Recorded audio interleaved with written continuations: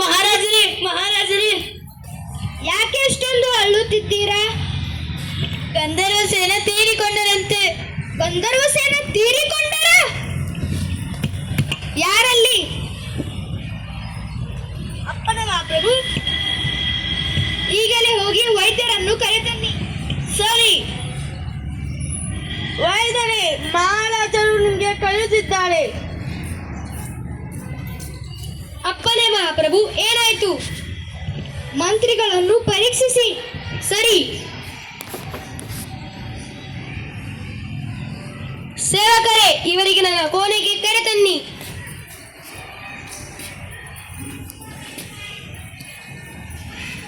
ಗಂಧರ್ವ ಸೇನರು ತೀರಿಕೊಂಡರಂತೆ.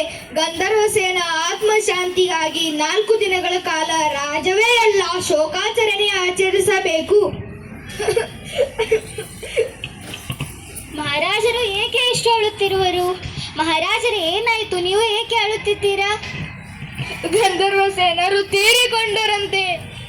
ಅಯ್ಯೋ, ಗಂಧರ್ವ ಸೇನರು ತೀರಿಕೊಂಡರು? ಮಹಾರಾಜರು ಮತ್ತು ರಾಣಿಯರು ಯಾಕಿಷ್ಟೊಂದು ಅಳುತ್ತಿದ್ದಾರೆ? ಮಹಾರಾಣಿಯರು ಯಾಕಿಷ್ಟೊಂದು ಅಳುತ್ತಿದ್ದೀರಿ? ಪಾಪ, ಗಂಧರ್ವ ಸೇನರು ತೀರಿಕೊಂಡರಂತೆ. ಗಂಧರ್ವ ಸೇನರು ತೀರಿಕೊಂಡರೆ ಮಹಾರಾಜರಿಗೆ ಮತ್ತು ಗಂಧರ್ವ ಸೇನರಿಗೆ ಏನು ಸಂಬಂಧ? ಅದು ನನಗೂ ಗೊತ್ತಿಲ್ಲ. ನಾವು ಈಗಲೇ ಹೋಗಿ ಮಹಾರಾಜರಿಗೆ ಕೇಳಿ ಬರೋಣ. ಮಹಾರಾಜರೇ, ಗಂಧರ್ವ ಸೇನ ಯಾರು? ಅಯ್ಯೋ, ನಾನು ಎಷ್ಟು ಮೂರ್ಖ! ಈ ವಿಷಯ ನನಗೂ ಗೊತ್ತಿಲ್ಲ. ಈಗಲೇ ಹೋಗಿ ಮಂತ್ರಿಗಳನ್ನು ವಿಚಾರಿಸುತ್ತೇನೆ. ಯಾರಲ್ಲಿ? ಅಪ್ಪನ ಮಹಾಪ್ರಭು. ಈಗಲೇ ಹೋಗಿ ಮಂತ್ರಿಗಳನ್ನು ಕರೆತನ್ನಿ. ಸರಿ. ಮಂತ್ರಿಗಳೇ, ಮಹಾರಾಜರು ನಿಮಗೆ ಕಳುಹಿಸಿದ್ದಾರೆ. ಸರಿ. ಅಪ್ಪನೇ ಮಹಾಪ್ರಭು. ಗಂಧರ್ವ ಸೇನ ಯಾರು? ಗಂಧರ್ವ ಸೇನೆ ಯಾರಂತೂ ನನಗೂ ಗೊತ್ತಿಲ್ಲ. ನನಗೆ ಸೇನಾಪಡೆ ಮುಖ್ಯಸ್ಥವರು ಹೇಳಿದ್ದಾರೆ.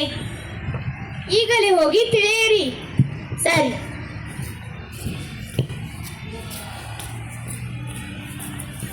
ಸ್ವಾಮಿ, ಗಂಧರ್ವ ಸೇನೆ ಯಾರು? ಗಂಧರ್ವ ಸೇನ ಯಾರು ಎಂದು ನನಗೂ ಗುರುತಿಲ್ಲ. ನನ್ನ ಹೆಂಡತಿ ನನಗೆ ಹೇಳಿದಳು. ಹಾಗಾದರೆ ನಡೆ, ನಿನ್ನ ಹೆಂಡತಿನೇ ಕೇಳೋಣ.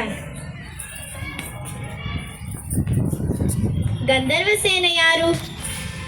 ಸ್ವಾಮಿ, ಗಂಧರ್ವ ಸೇನರ ಪರಿಚಯ ನನಗಿಲ್ಲ. ನಾನು ಇವತ್ತು ಬೆಳಗ್ಗೆ ಸ್ನಾನ ಮಾಡಲಿಕ್ಕೆ ಕೆರೆಗೆ ಹೋದಾಗ ಅಲ್ಲಿ ಮಡಿವಾತಿಯೊಬ್ಬಳು ತನ್ನ ಬಾಯಿ ಪಡೆದುಕೊಂಡು ತುಂಬಾ ಅಳುತ್ತಿದ್ದಳು. ಅದನ್ನು ನೋಡಿ ನಾನು ಮತ್ತು ನಿಮಗೆ ಹೇಳಿದೆ.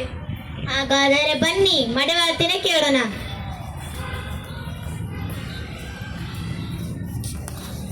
ಅಮ್ಮ, ಗಂಧರ್ವ ಸೇನೆ ಯಾರು?